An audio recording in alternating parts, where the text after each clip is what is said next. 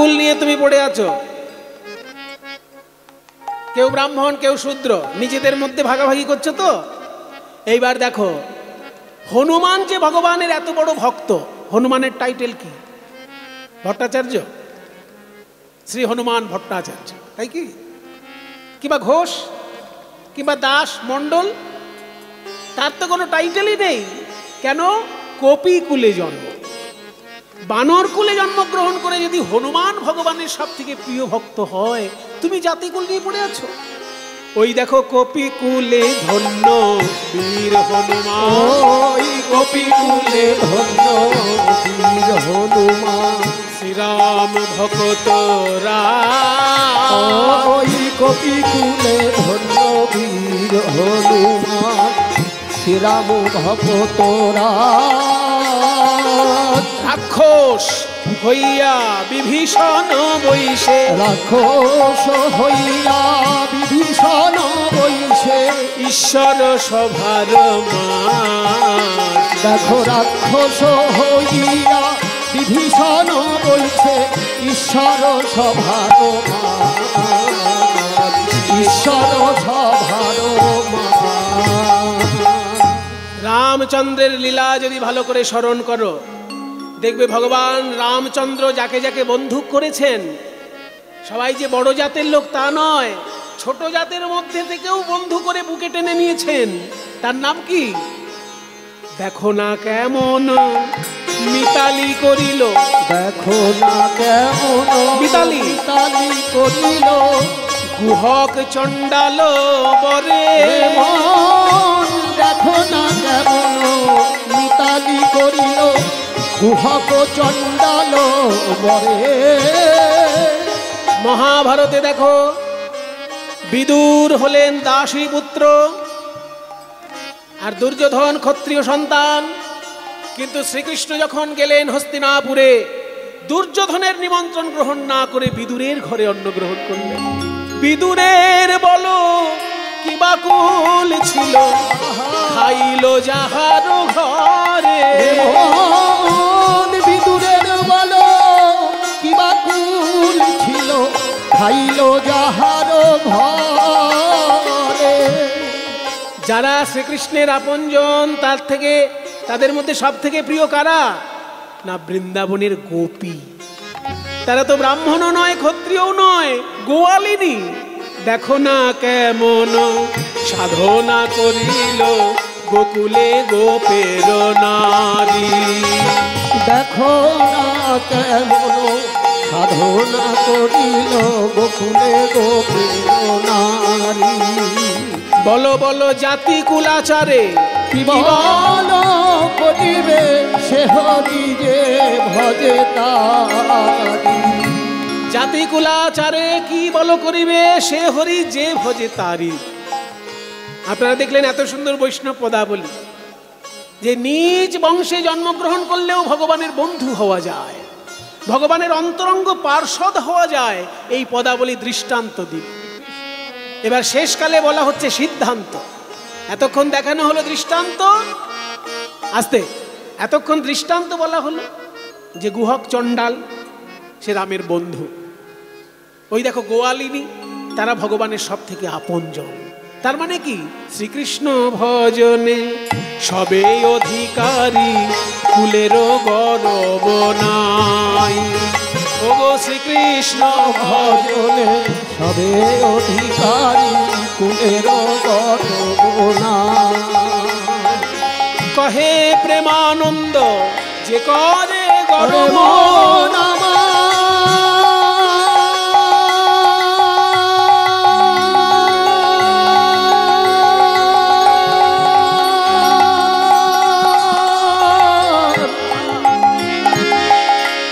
ওরে মনামা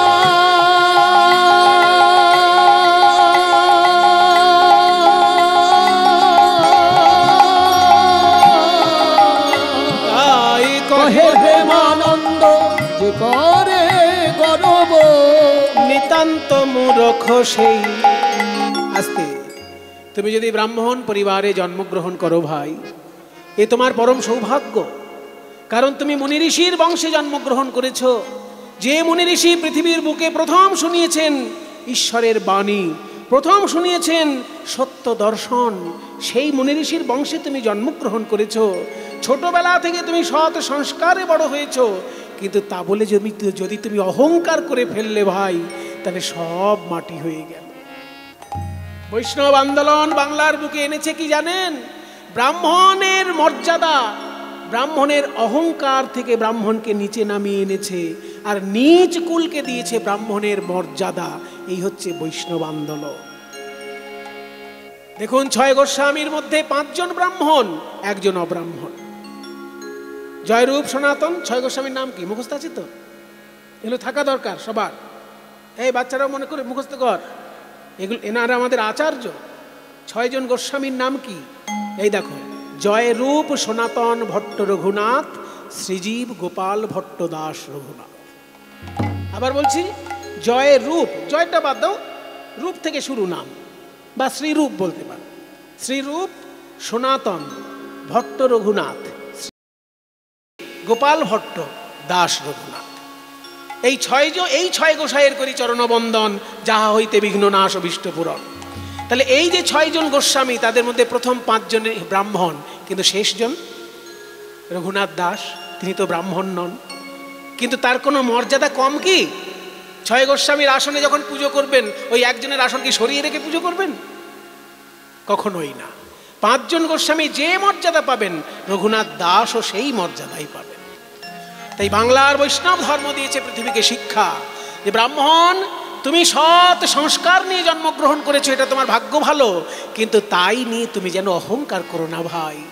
তাই ব্রাহ্মণের থাকবে পবিত্রতার হৃদয়ে। ওই যে চৈতন্যদেব বলেছিলেন না, যে সহজে পবিত্র হয় ব্রাহ্মণের হৃদয়। ওই যে সেই অমোঘ, এইসব ঘটনাগুলো মনে পড়ে যায় কথা প্রসঙ্গে। অমোঘ বলে একজন ছিল পুরীধামে, সে মহাপ্রভুকে খুব হিংসে করত। তো মহাপ্রভুকে হিংসে করতে বললে তার একবার এমন ভয়ঙ্কর রোগ হলো, শেষকালে মহাপ্রভু এসেই কৃপা করে তাকে রোগ সারিয়ে দিয়েছিলেন। তখন শিক্ষা দিয়েছিলেন যে ভাই, তুমি তো ব্রাহ্মণ সন্তান, তো তোমার ভিতরে হিংসা বৃত্তিটা এলো কি করে? সহজে পবিত্র হয় ব্রাহ্মণের হৃদয়, কৃষ্ণ ভক্তির অনুকূল স্থান সেহ হয়, পরম মাৎসর্য চণ্ডাল কেন তাহা বসাইলে, পরম পবিত্র স্থান অপবিত্র কইলে। তোমার ব্রাহ্মণের হৃদয় হচ্ছে কৃষ্ণ ভক্তির জন্য অনুকূল, কারণ তুমি ছোটবেলায় গায়ত্রী মন্ত্র পেয়ে গেছো। ছোটবেলায় তুমি গায়ত্রী মন্ত্র পেয়ে গেছো, পৈতে করিয়েছে তোমার বাবা। পৈতে করিয়েছে মানে কি? শুধু আত্মীয় স্বজন গ্রামবাসীকে খাইয়ে দিলেই কি হলো? পৈতের সময় ওই ছোট্ট ছেলেটাকে বুঝিয়ে দিতে হবে, তোর পৈতে হচ্ছে মানে কি জানিস? তুই আজ থেকে উচ্চ শিক্ষা গ্রহণের সংকল্প গ্রহণ করলি। শিক্ষা গ্রহণ যদি না করিস, তাহলে পৈতে নেওয়া তোর বৃথা। এইটা কি আমরা পৈতের সময় বাচ্চাদেরকে বুঝাই? একটা বাচ্চার পৈতে দিয়ে দিলাম, হই হুল্লোড় হলো, মাইক প্যান্ডেল, হই হুল্লোড়, লাভ ঝাপ, সবাই এসে খাওয়া দাওয়া করে চলে গেল। বাচ্চাটা দেখলো আমার ভালোই হলো, ভিক্ষার আঁচল পেতেছিলাম, কিছু পেয়েছিলাম ভিক্ষার মধ্যে। শুধু মাথা নেড়া করেছে বলে বন্ধুদের কাছে একটু ঠোকাটুকি হয়েছে, কিন্তু বাচ্চাটা বুঝলো না পৈতেটার কারণটা কি। পৈতেটা যে তার কাঁধে চাপানো হলো, কেন চাপানো হলো? দায়িত্ব চাপানো হলো। 9টি সুতো চাপানো হয়েছে পৈতের সময়, 9টি দায়িত্ব। কি কি? সম দম তপ শৌচ খান্তি রাজ্যব বিমোচ জ্ঞানং বিজ্ঞানম আস্তিক্যং ব্রহ্মধর্ম স্বভাবচ। শ্রীমদ্ ভগবদ গীতা 18 নম্বর অধ্যায়, মিলে নিন আমার কথা। শ্রীমদ্ ভগবদ গীতা খুলে দেখবেন 18 নম্বর অধ্যায়ে আছে এই 9টি গুণ তাকে অর্জন করতে হবে সারা জীবন। এই 9টি গুণ অর্জন করার জন্য যে সংকল্প গ্রহণ, সেইটাই হচ্ছে পৈতে। আমার ভিতরে যেন সম থাকে। সম মানে অন্তরিন্দ্রিয় সংযম, দম মানে বহিরিন্দ্রিয় সংযম, তপ মানে তপস্যা, রাত্রি জেগে পড়াশোনা করতে হবে। আমি পৈতে কাঁধে নিয়েছি, অথচ পড়াশোনা করতে ভালো লাগে না, তাহলে তুমি পৈতেটা কাঁধে নিলে কেন? তোমার এখানেই তো বেকার জীবন। তপস্যা যদি তুমি না করো, তাহলে তুমি 9টা গুণের মধ্যে একটা তো হলো না। রাত জেগে পড়াশোনা, এটা তপস্যা। সবাই ঘুমাবে, সবাই মোবাইল ঘাঁটবে, তুমি মোবাইল ঘাঁটবে না, পড়াশোনা করবে, তবে তো তুমি তপস্যা করবে। মুনি ঋষির বংশধর তুমি। সম দম তপ, তপ মানে তপস্যা। শৌচ মানে পবিত্রতা। সবাই নোংরা থাকতে পারে, তুমি নোংরা থাকলে চলবে না, কারণ তোমার কাঁধে বইতে আছে। সমদম তপ শৌচ, শৌচ মানে পবিত্রতা, ক্ষান্তি মানে ক্ষমা, আর্জবম মানে সরলতা, জ্ঞানম মানে পড়াশোনা করে জ্ঞান অর্জন, বিজ্ঞানম মানে জ্ঞান, পড়াশোনার ঊর্ধ্বে যে জ্ঞান সেই জ্ঞান অর্জন। বিজ্ঞানম বিশেষ রূপে জ্ঞান, যেটা পড়াশোনা করে হয় না, ধ্যানের মাধ্যমে হতে পারে, দিব্য জ্ঞান, সেইটা অর্জন করতে হবে। তাহলে বিজ্ঞানম, আস্তিক্যম মানে বিশ্বাস, এই 9টি জিনিস তোমাকে সারা জীবন অর্জন করতে হবে, এই জন্য তোমার কাঁধে পৈতেটা দেওয়া হয়েছে। তাহলে তুমি যদি সেই পরিবারে জন্মগ্রহণ করো সেটা তোমার ভাগ্য ভালো, কিন্তু তা বলে তুমি অহংকার করো না ভাই। যদি অহংকার করে ফেলেছো, মাটিতে মিশে গেল তোমার সব সাধনা। তাই বৈষ্ণব ধর্ম দিয়েছে ব্রাহ্মণকে দীনতা, আর অব্রাহ্মণকে দিয়েছে ব্রাহ্মণের পবিত্রতা এবং মর্যাদা। তার উদাহরণ রঘুনাথ দাস গোস্বামী। 5 জন ব্রাহ্মণ যে আসনে পুজো পাচ্ছেন, রঘুনাথ দাসও সেই আসনেই পূজা পাচ্ছেন। ব্রাহ্মণের মর্যাদা পেয়েছে অব্রাহ্মণ, এই তো বৈষ্ণব ধর্ম। তাই কহে প্রেমানন্দে যে করে গরব, কহে প্রেমানন্দে যে করে গরবে, নিতান্ত মূরখ সে, নানা জাতি কুলের বিচার নাই ভাই, জাতি কুলের বিচার নাই ভাই। ওই কৃষ্ণ ভজন করতে গেলে জাতি কুলের বিচার নাই ভাই। কৃষ্ণ ভজন করতে গেলে জাতি কুলের বিচার নাই ভাই। ছোট্ট ছেলে হারেস উঠে দাঁড়িয়েছে কীর্তন শুনতে শুনতে। কীর্তনিয়া বাবা বলো খোকা, আমি আপনার কাছে একটা কথা জানতে চাই। হ্যাঁ বলো বাবা। এই যে আপনি এক্ষুনি গান গাইলেন যে কৃষ্ণ ভজনে কোনো জাতি কুলের বিচার নেই, ছোট জাত বড় জাতের ভাগাভাগি সাধারণ মানুষে করে, ভগবানের কাছে সবাই সমান। তো আমি তো মুসলমান, আমি কি এই হরিনাম করতে পারবো? কীর্তনিয়া বললেন, শোনো বাবা, তুমি প্রাণ ভরে হরিনাম করতে পারো, কোনো বাধা নেই। শাস্ত্রে কি বলে জানো? অপবিত্র পবিত্র বা সর্বাবস্থাঙ্গত বিবা ইয়াস্মরেত পুণ্ডরিকাক্ষং সবাহ্য অভ্যন্তর শৌচ। অপবিত্র অবস্থাতেই থাকো বা পবিত্র অবস্থাতেই থাকো, তুমি যদি ঈশ্বরের হরির নাম গ্রহণ করো, তোমার বাইরের দিকটাও পবিত্র হয়ে গেল, তোমার ভিতরের দিকটাও পবিত্র হয়ে গেল। তাই তুমি যদি হরিনাম করতে পারো বাবা, তোমার জীবন ধন্য হয়ে যাবে। কিন্তু এই যে আপনি বললেন আপনাদের আমাদের ভগবান আর আপনাদের ভগবান তো আলাদা, সে আবার কি কথা? হ্যাঁ, আমরা তো ভগবানকে আল্লাহ বলি, খোদা বলি, আর আপনারা কি হরি বলেন, কৃষ্ণ বলেন, রাম বলেন। তারপরে আমরা ভগবানের কোনো মূর্তি বিশ্বাস করি না, আপনারা আবার ভগবানের নানান মূর্তি পুজো করেন। এই দুটো কি এক জিনিস? বলে শোনো বাবা, সাধারণ লোকের কাছে এসব ভেদাভেদ আছে, জ্ঞানীর কাছে এসব ভেদাভেদ না। জানিতে চাই দয়াল তোমার আসল নামটা কি, জানিতে চাই দয়াল ঘের ঘের দাগের ঘের দাগের ঘের দাগের ঘের ঘের দাগের ঘের। জানিতে চাই দয়াল তোমার আসল নামটা কি। বলি শত নামে ধরা ধামে,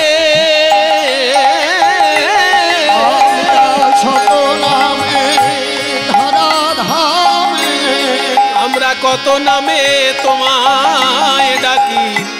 জানিতে চাই দয়াল তোমার আসল নামটা কি,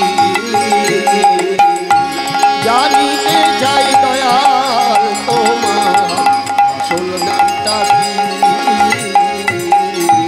দয়াল হে। এই বাবা শোন, যদি কেউ জল বলে তার তেষ্টা দূর হয়, কিন্তু যদি কেউ পানি বলে তার কি তেষ্টা দূর হবে না? যদি কেউ ওয়াটার বলে তার কি তেষ্টা দূর হবে না? তাহলে জল খেলেও আমরা যে স্বাদ পাই, পানি খেলেও সেই স্বাদ পাই, ওয়াটার খেলেও সে স্বাদ পাই। তেমনি ঈশ্বর, কেউ তাকে আল্লাহ বলে, কেউ তাকে গড বলে, কেউ তাকে কৃষ্ণ বলে। ভেদাভেদ ভাগাভাগি এসব মানুষের কাণ্ড, ঈশ্বরের কাছে ওর কোনো মূল্য নেই। দয়াল হে। কেহ তোমায় বলে ভগবান,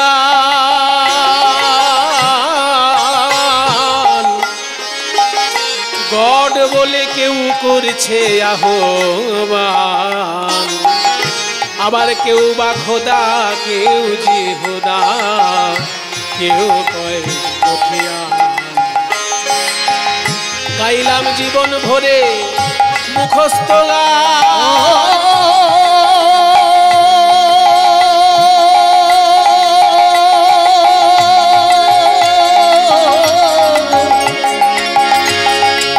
ও দয়াল হে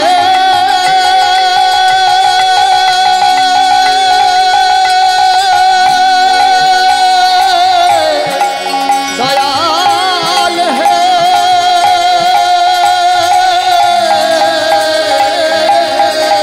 গাইলাম জীবন ভরে মুখস্থ গান, যেমন বুলি শিখা নটিয়া পাখি, জানিতে চাই দয়াল তোমার আসল নামটা কি, জানিতে চাই দয়াল তোমার আসল নামটা কি। এত সুন্দর গানটি যিনি লিখেছেন তিনি হলেন পূর্ববঙ্গের একজন বড় কবিয়াল, তার নাম বিজয় সরকার। পাগল বিজয় বলে মনের কথা কই, ওগো আমি খাঁটি ভাবের পাগল নই, গন্ডগোল বেঁধেছে মনের মাঝে, কাজে পাগল হই। আমার বুকে যা নাই মুখে তা কই, আমার বুকে জানাই মুখে তাকই, আমার কাটা কান চুলে ঢাকি, আমার বুকে জানাই মুখে তাকই, কাটা কান চুলে ঢাকি, জানিতে চাই দয়াল তোমার আসল নামটা কি, জানিতে চাই দয়াল তোমার আসল নামটা কি। আমরা কত নামে ধরা ধামে, কত নামে ধরা ধামে, কত ভাবে তোমায় ডাকি, জানিতে চাই দয়াল তোমার আসল নামটা কি। তাহলে আমি হরিনাম করতে পারবো মুসলমান হয়েও? হ্যাঁ বাবা, তুই করতে পারবি। একটা জিনিস মনে রাখবি, বিশ্বাস নিয়ে যদি প্রাণ ভরে হরিনাম করতে পারিস তাহলে জীবনে প্রমাণ পাবি। হরি নামে, হরি নামে, হরি নামে, হরি নামে। ছোট্ট ছেলে যখন বাড়িতে এসেছে, সারা রাত্রির কীর্তন শুনে বাড়িতে এসেছে, এবার বাড়ির লোক বললো গরু নিয়ে মাঠে যা। তো গরু নিয়ে যখন মাঠে গেছে, গরু চড়াতে গিয়ে ঘুমিয়ে পড়েছে, আর সেই গরু অন্যের ফসল নষ্ট করেছে। তারা তো আর ছেড়ে কথা বলবে না, তারা এসে হবিবুল্লাহ কাজীকে নালিশ করেছে, এই যে কাজী সাহেব, লোকের বিচার পরে করবেন, আগে ঘরের বিচার করুন। আপনি ওই যাকে কুড়িয়ে এনেছেন মানুষ করবেন বলে, ও একটা অমানুষ তৈরি হয়েছে। হিন্দুদের কীর্তন শুনে বেড়ায় রাত্রির জেগে, আর তার খেসারত আমাদের গুনতে হচ্ছে। ও কীর্তন শুনে আসবে হিন্দুদের রাত্রির জেগে, আর গরু চড়াতে গিয়ে ঘুমিয়েছে, সেই গরু আমার ধান নষ্ট করেছে। তাই বলছি ছেলেকে শাসন করো। হাবিবুল্লাহ কাজী বলছে, শোন হারেশ, তুই রাত জেগে হিন্দুদের কীর্তন শুনতে যাস? তোবা তোবা, কত ভাগ্য ভালো তোর, ইসলাম ধর্মের ঘরে তুই জন্ম নিয়েছিস, আর ওই কাফেরদের কীর্তন শুনতে যাস? আর যদি শুনতে যাস, এত লোকের সামনে ঘোষণা করলাম, তোকে আমি বাড়ি থেকে তাড়িয়ে দেবো, তোকে আমি তেজ্য পুত্র ঘোষণা করব।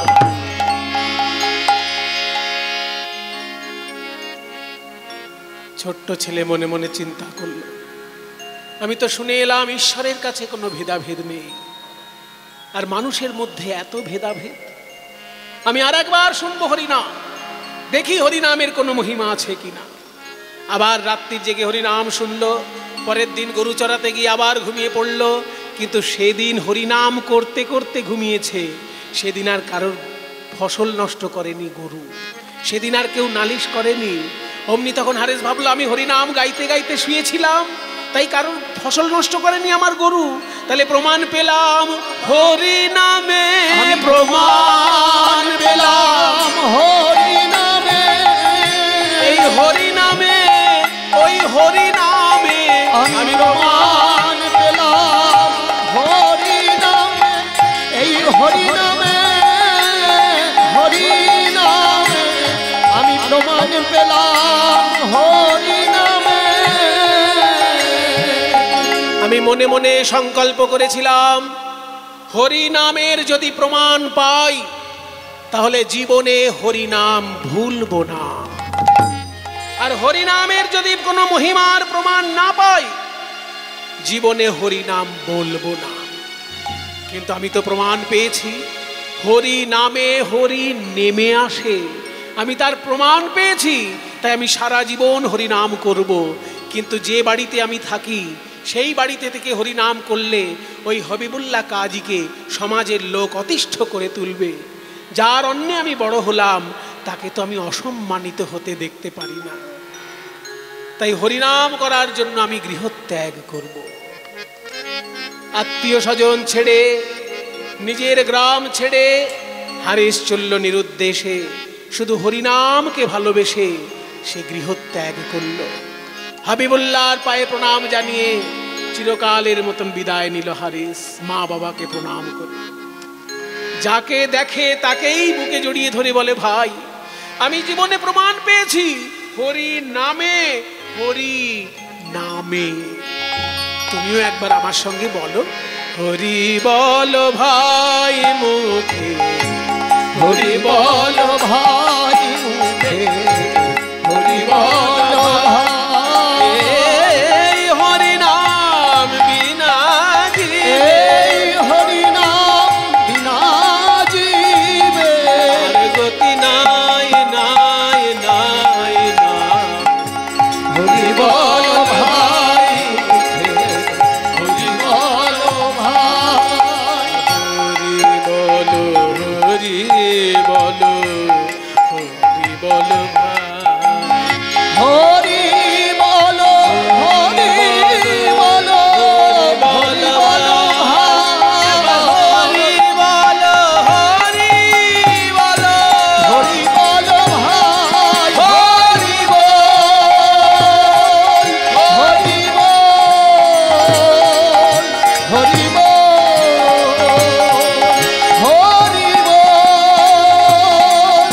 হরি বল, হরি বল, হরি বল,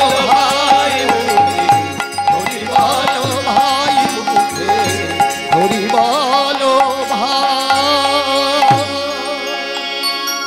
কে বাবা তুমি? লোকের হাতে পায়ে ধরে হরিনাম প্রচার করছো, কে তুমি? আমার নাম হারিস। হ্যাঁ হারিস, হ্যাঁ বাবা ঠিক ধরেছেন, আমি আপনাদের হিন্দু নই, আমি মুসলমান। কিন্তু আমি হরিনামের মহিমা উপলব্ধি করে হরিনাম করব বলে গৃহত্যাগ করেছি। হ্যাঁ কিন্তু আশ্চর্য কথা শোনালে তুমি, হরিনাম করবে বলে তুমি অহিন্দু হয়ে গৃহত্যাগ করেছো। বাহ, শুনে খুব আনন্দ পেলাম বাবা। কিন্তু কলিযুগের তারক ব্রহ্ম নাম কি তুমি পেয়েছো? তারক ব্রহ্ম নাম কাকে বলে বাবাজি? হ্যাঁ হ্যাঁ, তারক মানে উদ্ধারকারী, ব্রহ্ম মানে ঈশ্বর। ঈশ্বর যখন জীবকে উদ্ধার করার জন্য স্বয়ং হরিনাম রূপে অবতীর্ণ হন তাকে বলে তারক ব্রহ্ম হরিনাম। কলিযুগের সেই তারক ব্রহ্ম নাম তুমি পেয়েছো? আমি আমার গুরুর কাছে পেয়েছি। আপনি কে বাবা? আমার নাম অদ্বৈত আচার্য। আপনার গুরু? আমার গুরু হলেন মাধবেন্দ্র পুরী গোস্বামী পাদ, তার কাছে পেয়েছি আমি কলিযুগের নাম। তুমি কি নেবে আমার কাছে? আপনি কৃপা করে দিলে আমি নিশ্চয়ই নেব, নিশ্চয়ই তোমাকে এই হরিনাম দেব বাবা। তবে তোমার এই হারেস নামটা আমি তো ঠিক মানে বুঝি না, ওই জন্য তোমার এই নামটা আমি একটু আমার মতো করে সাজিয়ে দিচ্ছি। হও থাকবে, রও থাকবে, দন্তেশ্বও থাকবে, আজ থেকে তোমার নাম হরিদাস। হরিদাস হরিদাস হরিদাস হরিদাস হরিদাস হরিদাস হরিদাস।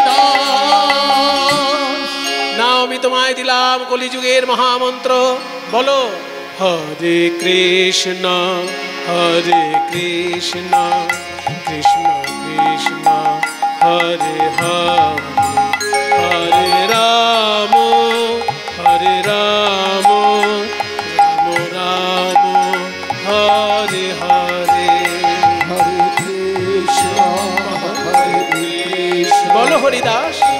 কৃষ্ণ হরে হরে, হরে রাম হরে রাম রাম রাম হরে হরে। গুরুদেব, এত সুন্দর মালার মতো সাজানো হরিনাম আপনি কোথায় পেলেন? কি সুন্দর সাজানো নাম।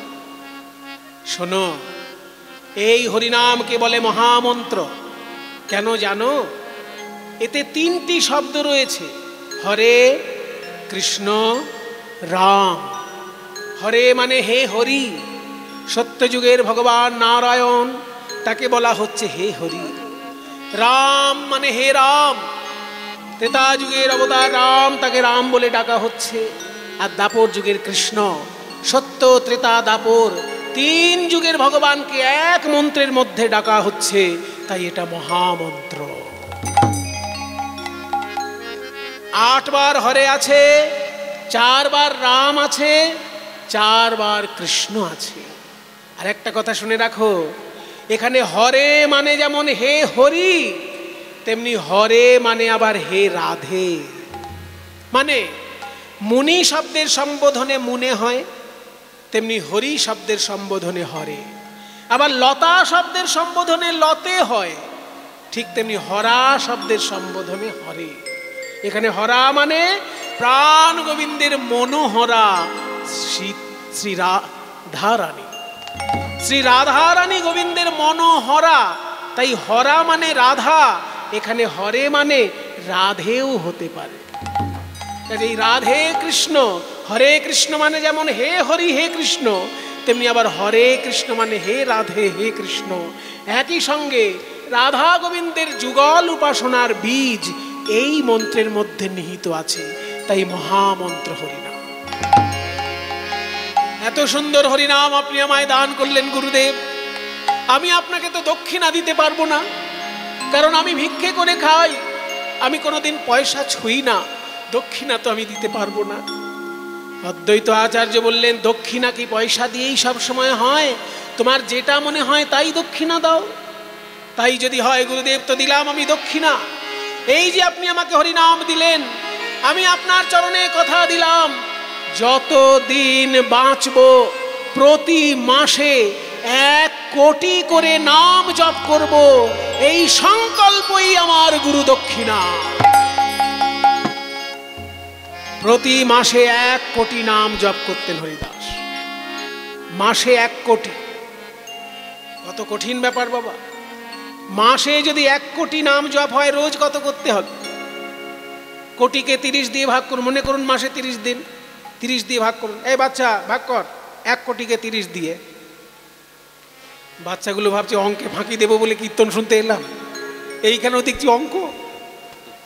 পলাইবার পথ নাই, অঙ্ক আছে পিছে। অঙ্ক এমন একটা জিনিস সারা জীবন কাজে লাগবে। 1 কোটিকে যদি 30 দিয়ে ভাগ করা যায়, ভাগফল হচ্ছে 3,33,333.3, আর 3-এর মাথায় একটা বিন্দু, মানে দশমিকের পরে ওই 3টা যত খুশি লেখা যাবে। 3,33,333-এরও বেশি। কিন্তু এক কথায় বলা হয় 3 লক্ষ নাম। 3 লক্ষ নাম হরিদাস ঠাকুর প্রতিদিন গ্রহণ করতেন। তবে সে 3 লক্ষ আবার একরকম নয়। 1 লক্ষ মনে মনে, 1 লক্ষ উচ্চ ঈশ্বরে। হরে কৃষ্ণ হরে কৃষ্ণ কৃষ্ণ কৃষ্ণ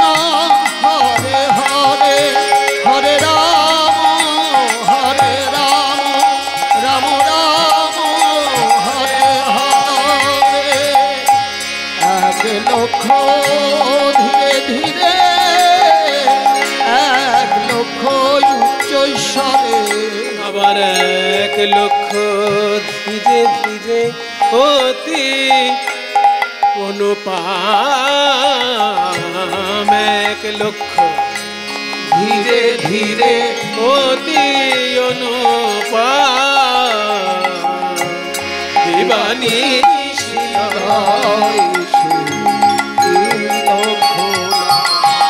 হরে কৃষ্ণ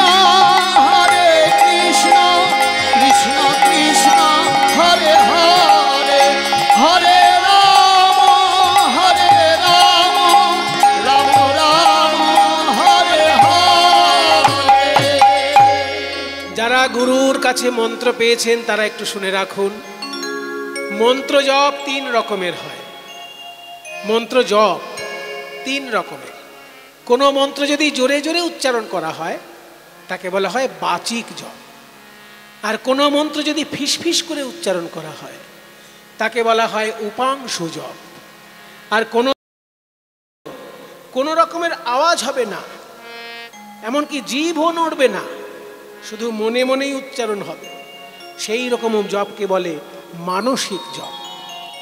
জপ 3 রকম, উচ্চ ঈশ্বরে বাচিক জপ, ফিসফিস করে উপাংশু জপ, আর শুধু মনে উচ্চারণ করলে মানসিক জপ। ওই জন্য 3 রকমেরই জপ করতেন এই 3 লক্ষ নামে হরিদাস ঠাকুর। আর তিনি যেহেতু ভিক্ষাও করতেন না, কেউ কিছু দিলে তবে খেতেন, না দিলে উপোস যেতেন। তাই মনে মনে ভাবলেন একবার গভীর জঙ্গলে গিয়ে নাম জপ করব, যাতে কেউ বিরক্ত না করে। তাই বেনাপোলের গভীর জঙ্গলে হরিদাস ঠাকুর নাম জপ করছে। আর গ্রামের লোক তাকে এত সম্মান করে, ওই জঙ্গলের ভিতরে তাকে গিয়ে কেউ ফল মিষ্টি খাবার দিয়ে আসছে। তাই সেইখানকার যিনি জমিদার বাবু তার খুব রাগ হয়ে গেল। হ্যাঁ, আমি হলাম এখানকার জমিদার, আমার নাম রামচন্দ্র বাবু, আমাকে লোকে অতটা সম্মান করে না, কোথাকার এক বাবাজি এসেছে তাকে জঙ্গলে গিয়ে লোকে খাবার দিয়ে আসছে। হ্যাঁ, বাবাজির আমি হাটে হাঁড়ি ভাঙবো। এই কে আছিস? আগে আছিস? শোন, ওই হরিদাস নামে এক বাবাজি এসেছে, খুব ঢং দেখাচ্ছে। আচ্ছা, কারোর কাছে পয়সা নেয় না, এমনকি ভিক্ষেও করে না, তাই লোকে গিয়ে তাকে খাবার দিয়ে আসে। এক কাজ করবি তো, ওই লাঠিয়াল নিয়ে যা, ঠ্যাং ভেঙে দিয়ে আয় বাবাজি। একদল লাঠিয়াল চলেছে হরিদাসকে মারবে বলে। এবার জঙ্গলে যেই গিয়েছে বাবা, কোত্থেকে উঠলো ঝড়, আর সেই ঝড়ে ডালপালা ভেঙে ওই যে লাঠিয়ালরা গিয়েছিল তাদেরই হাত পা ভেঙে সব বাড়িতে এসেছে। দেখলো ভালো, বাবাজিকে তো মারা গেল না, তাহলে বাবাজিকে কলঙ্ক দিয়ে তাড়াতে হবে। শোন, এই সারা বাংলার সেরা বাইজিকে নিয়ে আয়, দেখি বাবাজির মন ভোলাতে পারে কিনা। সারা বাংলার সেরা বাইজি লক্ষ্য হীরা এসেছে। বলুন জমিদার বাবু, আপনাকে আমি কি গান শোনাবো, কি নাচ দেখাবো?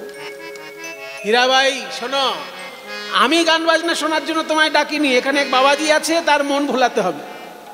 বাবাজি, বুড়ো বাবাজি হলে তো হবে না, বাবাজির বয়স কত? বলে বাবাজির বয়স বেশি না, 20 থেকে 25 বছর বয়স হবে। ও বাবা, তাহলে আপনি চিন্তা করবেন না। কত হাতি ঘোড়া গেল তল, মশা বলে কত জল। ও বাবাজি নিয়ে আপনার চিন্তা নেই।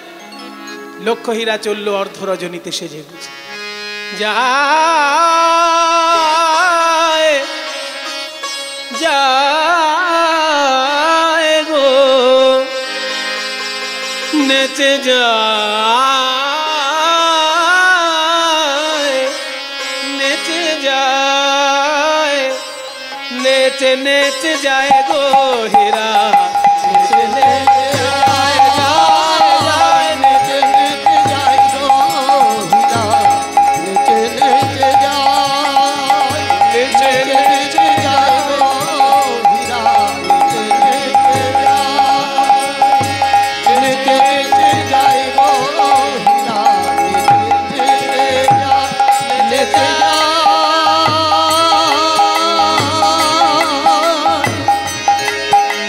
নেচে যায়,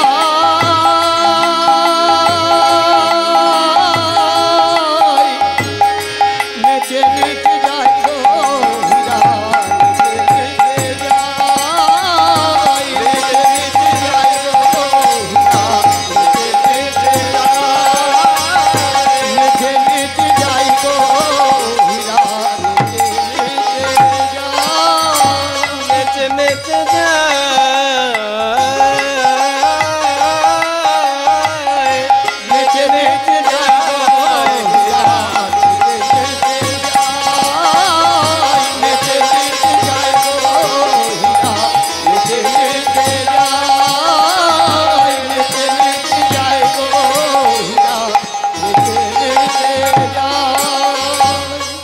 হরিদাসের কাছে এসে যেই দাঁড়িয়েছে লক্ষ্য হীরা, হরিদাস বললেন, শোনো রমণী, তুমি আমার আশ্রমের অতিথি, তুমি তো আমার নিয়ম জানো না, শুনে না।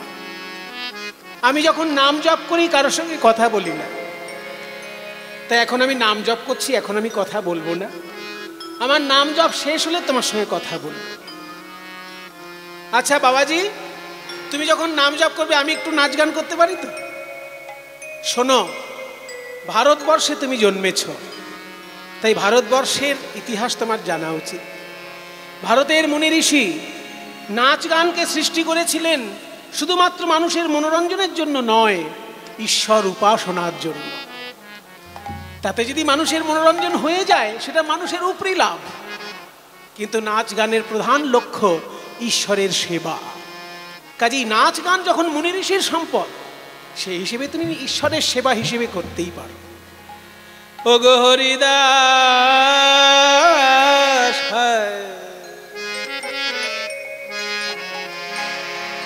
হরিদাস চাহো মুখ পানে, চাহো মুখ পানে, হরিদাস চাহো মুখ পানে, চাহো মুখ পানে, পানে, হরিদাস চাহো মুখ পানে, হরিদাস চাহো মুখ পানে, কুসুমের সুবাসে সানি রে জানি বামা গমা পামা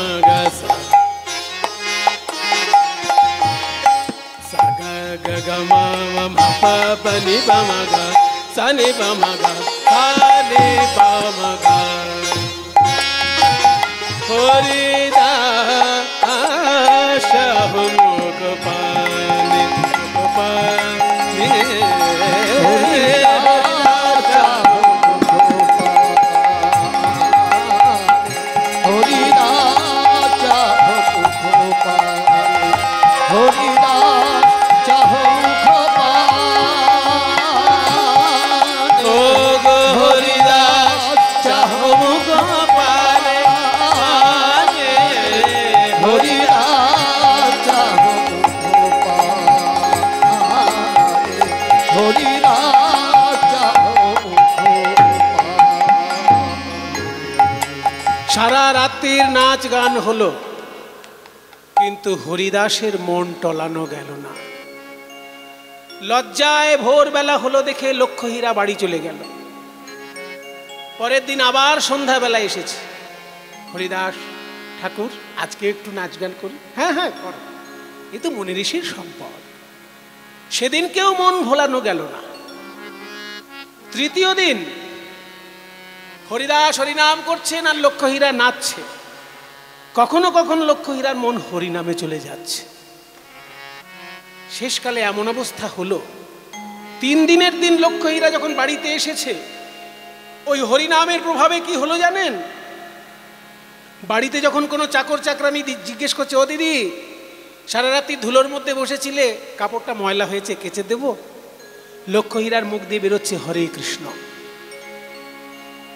কেউ বলছে দিদি দুটো ভাত বেড়ে দেবো খাবে, লক্ষ্য হীরার মুখ দিয়ে বেরোচ্ছে হরে কৃষ্ণ। বলতে চাইছে হ্যাঁ খেতে দাও, কিন্তু মুখ বলছে হরে কৃষ্ণ। বলছে কাপড় কেচে দাও, বলতে যাচ্ছে আর মুখে বেরোচ্ছে হরে কৃষ্ণ। এই লক্ষ্য হীরার মুখে হরে কৃষ্ণ শুনে তার চাকর চাকরানিরা আড়ালে গিয়ে ফিক ফিক করে হাসছে, বলে বাইজি যদি ক্ষণে ক্ষণে হরিনাম করে, এতে দেখি ভূতের মুখে রাম নাম হচ্ছে। কিন্তু লক্ষ্য হীরা বুঝতে পেরেছে নিজের পরিবর্তন। কোনো কথা বলতে গেলে এই মুখে হরে কৃষ্ণ চলে আসছে, তাই ছুটে এসে হরিদাসের দুটি চরণে আছাড় খেয়ে পড়ল।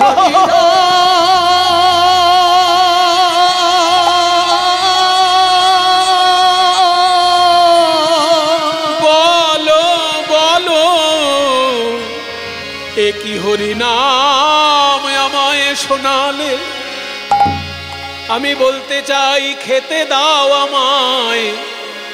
মুখ বলে হরে কৃষ্ণ, আমি বলতে চাই কাপড় কেচে দাও। মুখ বলে হরে কৃষ্ণ, বলো বলো কেন এই হরি নাম শোনালে আমার যে সর্বঙ্গ কৃষ্ণ নামময় হয়ে গেল। কেন এমন মধুর নাম তুমি আমায় শোনালে হরিদাস ঠাকুর? শুনেছি রাধারানী যখন শ্রীকৃষ্ণের নাম শুনেছিলেন, তারও নাকি কৃষ্ণ নাম শুনে এই দশা হয়েছিল। চণ্ডীদাস বলেছেন পদাবলিতে, সখী কিবা শোনাইলে শ্যাম নাম। আজকে যেন আমার সেই অবস্থা হরিদাস ঠাকুর, তোমার মুখে কৃষ্ণ নাম শুনে আজকে যে আমার সেই অবস্থা। ও গো ঠাকুর, আমায় কিবা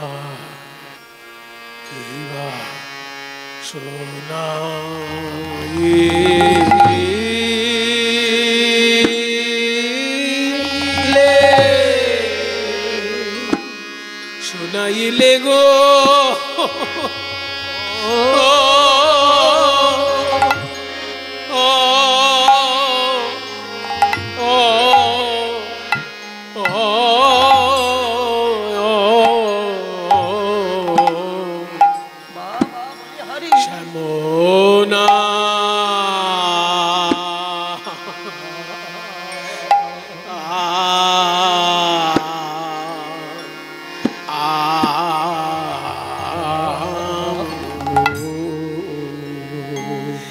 আমার কি দশা হলো ঠাকুর, বলো বলো কি শোনাইলে,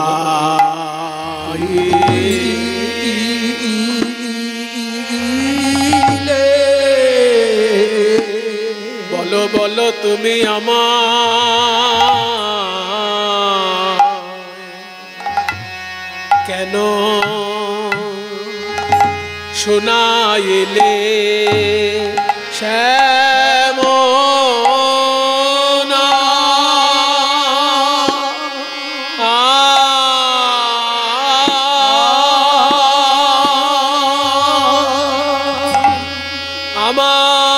আমায় শোনাইলে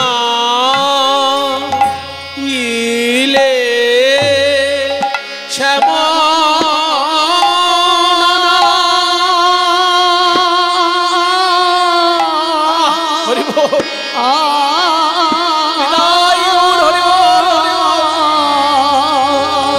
বলো বলো আমায় কেন শোনাইলে শ্যাম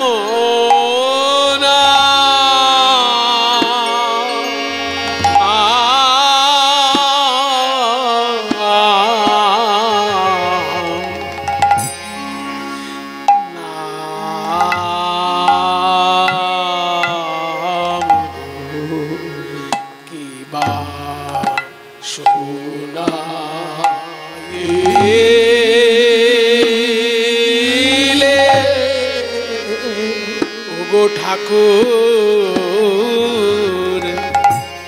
জন্মাবধি জন্মাবধি আমি এমন মধুর নাম আগে কভু শুনি, আমি আগে কভু শুনি না।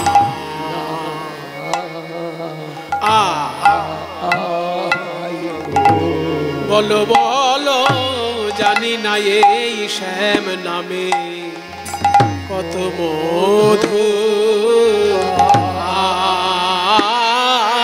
আছে, শ্যাম নামে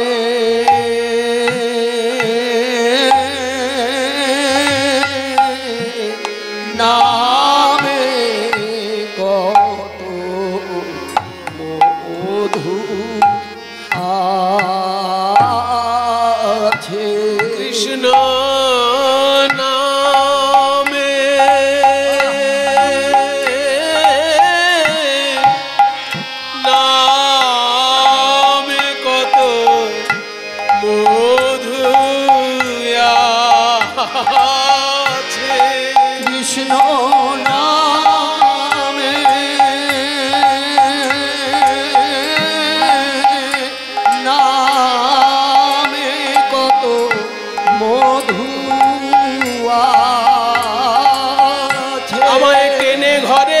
বাহির কইলে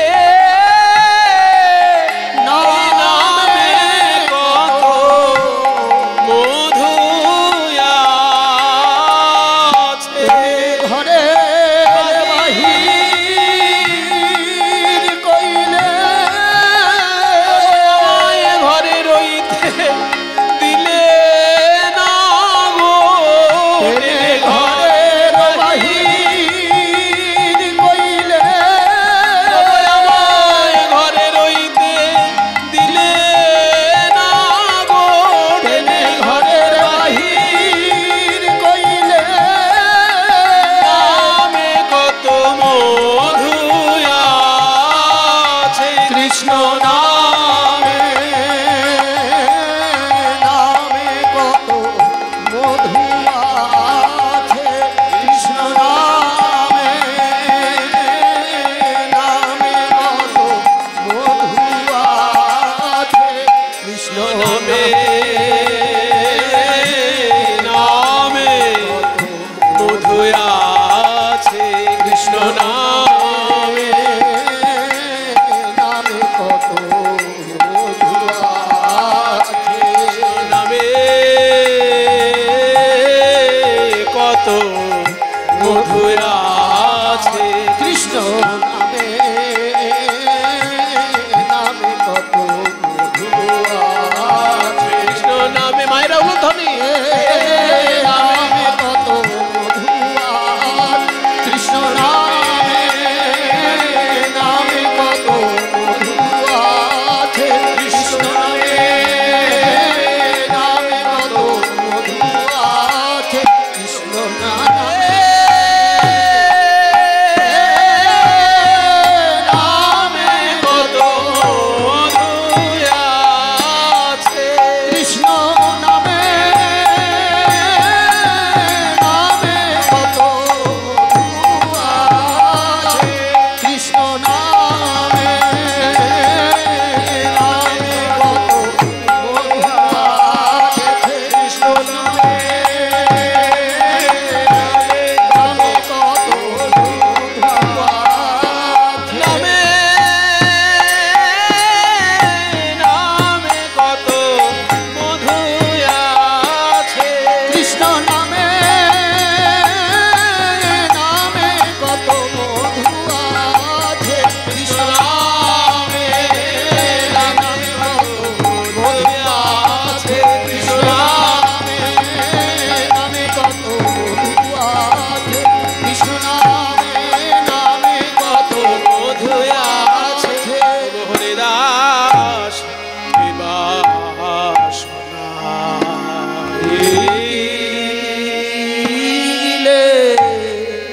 কি বা শোনাইলে শ্যামনা। আমার কি অবস্থা জানো? চণ্ডীদাস ঠাকুর লিখেছেন, কানের ভিতর দিয়া আমার কানে